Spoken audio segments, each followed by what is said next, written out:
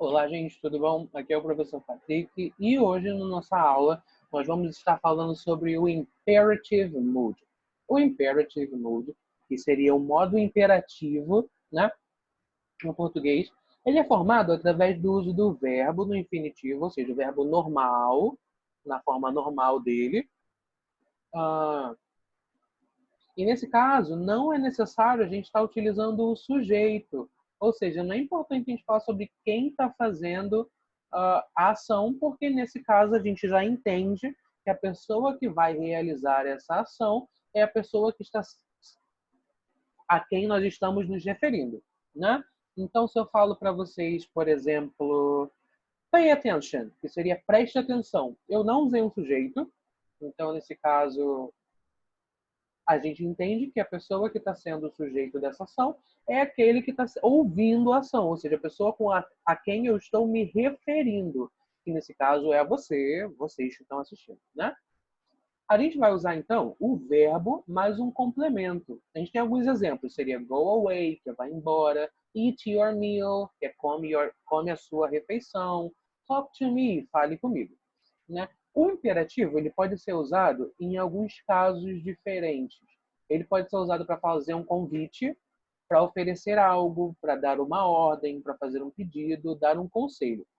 Quando a gente quer dar mais ênfase, quer deixar a nossa informação mais forte, a gente precisa acrescentar o do antes do verbo. Então, por exemplo, aqui no exemplo que a gente tem do come here. Seria traduzido como venha aqui. Sem o do, a frase funciona. Ela tá certa se eu falar só come here. A diferença é que com o do eu dou ênfase. Eu torno essa ideia mais forte. Deu para entender? Então, se eu falo só come here, é uma ordem também. Estou falando para vir aqui. Mas se eu quero deixar essa mais forte, essa ou qualquer outra ordem, eu boto o do na frente, tá? Isso para fazer frases afirmativas. Para fazer negativa, é simples também. A gente vai precisar desse mesmo do e vai precisar acrescentar not depois dele. Ou fazer uma contraçãozinha dos dois para formar a palavra don't. Então eu posso usar do not ou don't, mais o verbo e mais o complemento. Então a gente tem alguns exemplos aí, né? Poderia ser don't scream to me, não grite comigo. Do not talk to her, não fale com ela. Então é só colocar o don't ou o do not no começo para fazer essas negativas, né? Às vezes a gente pode querer deixar as nossas frases um pouco mais educadas, mais polidas, mais interessantes, né? Nesses casos a gente precisa acrescentar o please, que seria por favor, no começo ou no final da frase, né? Quando o please é adicionado no começo da frase, ele vem seguido de uma vírgula. Quando ele vem no final da frase, a vírgula não é necessária, tá?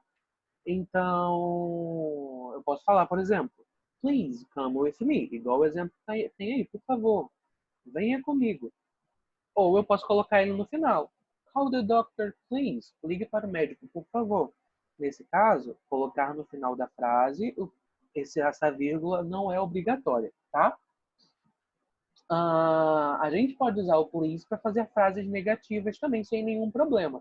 No caso, please don't scream. Por favor, não grite. Né? A gente também pode usar o modo imperativo para fazer conselhos com o let's. Essa palavra é a abreviação do verbo permitir, que seria o verbo to let, o verbo let, mais o pronome us.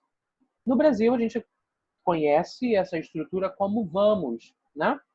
E aí, a gente tem alguns exemplos, que seriam, por exemplo, let's dance, que seria vamos dançar. Ou a gente pode usar também let's eat something, vamos comer alguma coisa. A forma negativa do let's é composta por not, tá? Let's mais o not. Então, let's not go there, não vamos lá. Tranquilo até aqui? Acredito que sim. E caso ainda nós queiramos fazer algo maior, mais complexo, a gente pode usar as tag questions. As tag questions são perguntas pequenininhas. Elas são colocadas ao final de uma frase, né, para reforçar ou completar a ideia da afirmação que eu estou fazendo. Então, por exemplo, eu posso usar o will ou shall no final mais o sujeito. Por exemplo, open the door, will you? Nesse caso, esse will you, eu estou dando ênfase à ideia de open the door, que é abrir a porta.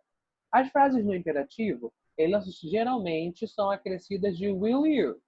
Mas se a frase começar com let's, nós devemos usar shall ou will. Então é só observar. Se a gente não está usando let's, a tag question do final vai ser will you.